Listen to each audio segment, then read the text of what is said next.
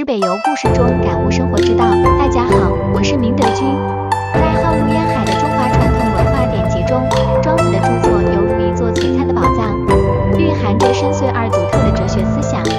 今天就让我们一同走进庄子之北游，深入探讨其中两个饶有趣味且富有哲理的故事，探寻庄子所传达的生活智慧与人生真谛。太清问道，道之高深，难以言说。太清问道的故事以太清的一系列追问展开。太清首先向无穷请教，您懂道不？无穷的回答简洁而干脆，我不知道。随后太清又转向无为询问，无为则称自己知道道。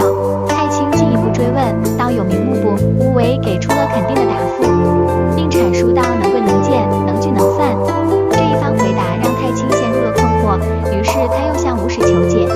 无穷的不知与无为的知，究竟谁对谁错？无始的解答犹如醍醐灌顶，自称不知的人恰恰是领悟到了道的高深莫测，而声称自己知道的人对道的理解往往流于表面。这是因为真正融入道中的人就如同鱼在水中，反而难以清晰地感知道的存在，而身处道外的人由于没有深刻的体悟，才会轻易地认为自己看透了道。太清听完后不禁长叹，不懂才是懂，懂了反而是不懂，谁懂这不知之知呢？无始继续阐释道，道是一种超越感官认知的存在，它听不见，看不见，说不出，能赋予万物以形的道，其自身却是无形无名的。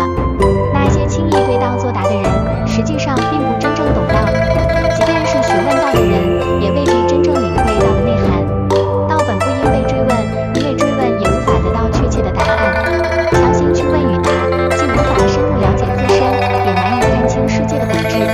这样的人根本无法在广阔的天地间自由遨游。这个故事深刻地揭示了道的高深莫测与难以捉摸。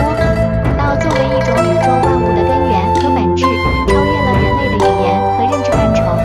我们常常试图用有限的知识和思维去理解无限的道，这无疑是一种徒劳。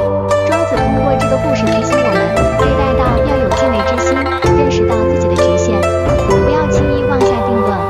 光要问乎无有，超越模仿，体悟内涵。接下来的光要问乎无有同样寓意深刻。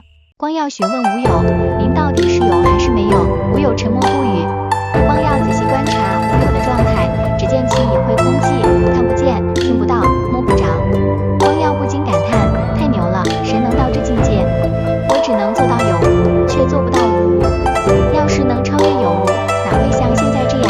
这个故事语言回像孔子学道一样，都在强调道不能靠简单的模仿来获得。学习的关键在于深入体悟其内涵。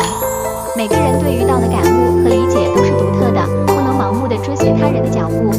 就如同武则天称帝，她凭借的是沉稳的心性和睿智的头脑，而韦氏仅仅盲目模仿她称帝的步骤，最终落得个身败名裂的下场。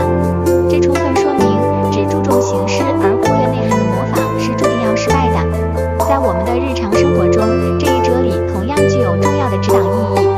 当我们设定目标时，不能仅仅关注实现目标的具体步骤，而更应该深入思考成功背后的因素。例如，在学习一项新技能时，不能只是机械地重复他人的学习方法，而要结合自身的特点和需求，探索适合自己的学习路径。只有这样，我们才能真正掌握技能，实现自己的目标。庄子智慧对现代生活的启示，庄子所倡导的虚实生白为道继续思想，强调了虚的重要性，就像水需要容器来承载一样，道在空虚中孕育和留存。这种对虚的推崇，深刻影响了中国文化，谦虚的美德便由此而来。竹子因其中空的形态被视为谦虚的象征，而古人关于谦虚的名言警句更是不胜枚举，如方相如所言，虚己者进得之机。德宏所说劳谦虚己，则负之者众。在现代社会中，保持谦虚的态度同样至关重要。谦虚能让我们保持清醒的头脑，不断学习和进步，能让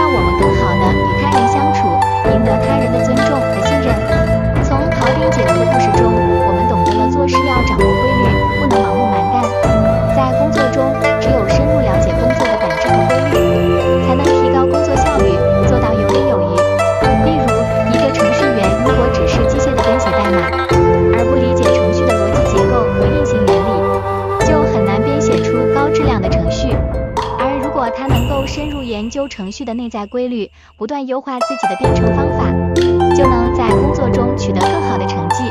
庄周梦蝶则反映了生活中我们常常面临的迷茫与困惑。在面对各种选择时，我们往往犹豫不决，不知道自己的选择是否正确。庄子的思考提醒我们，不必过于纠结于一时的得失和选择的对错。有时候换个角度看问题，我们可能会发现不一样的答案。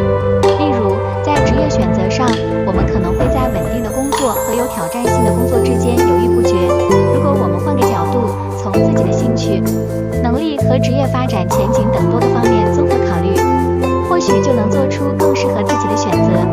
国学经典中蕴含着无数这样的人生智慧，它们是我们中华民族的精神财富。通过研读这些经典，我们能够汲取古人的智慧，更好地应对现代生活中的各种挑战。希望大家能够积极参与到对国学经典的学习和讨论中来，在评论区分享自己的感悟和体会。在对庄子这几则故事的解读中，我们已初步领略到其智慧跨越千年时空，依然熠熠生辉的独特魅力。深入探究这些经典，不仅能让我们在为人处事、目标达成等方面获得启示，还能在精神层面给予我们深度滋养。从文化传承的角度来看，庄子思想是中华传统文化不可或缺的组成部分，它与儒家、墨家等思想流派相互补充，共同构建了中国传统思想的多元体系。道家对道的追求，促使我们去探寻事物的本真与根源，这与儒家注重的人伦秩序、墨家倡导的兼爱非攻，从不同维度丰富了我们对世界和自身的认知。在全球化日益加深的今天，重新审视庄子思想，有助于我们在吸收外来文化的同时，坚守和传承本土文化的精髓，增强民族文化自信。在现代社会快节奏、高压力的生活环境下，庄子的思想宛如一泓清泉，为我们提供了心灵慰藉。逍遥游的境界，让我们在精神上得以超脱世俗的束缚，不被功名利禄所累。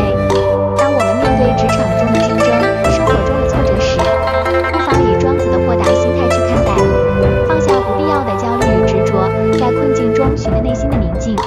这种精神追求并非是逃避现实，而是以更从容的姿态应对现实挑战，以平和的心境发现生活中的美好。此外，庄子的辩证思维对我们解决实际问题也大有裨益。